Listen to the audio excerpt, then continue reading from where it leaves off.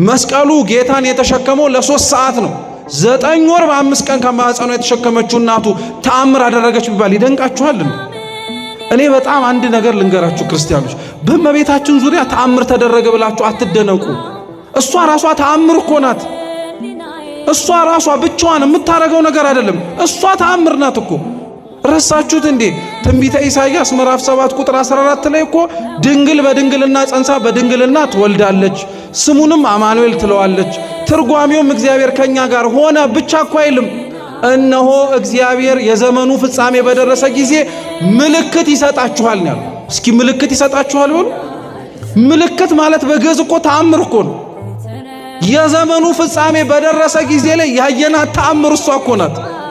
ሌላ ነገር አትፈልጉ ክርስቲያኖች፣ እውነቴን ነው የምላችሁ።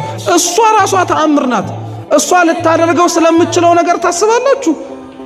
እሷ ራሷ መኖሯ ተአምር ነው። መራመዷ እዚህ መሬት ላይ ድንቅ ነው።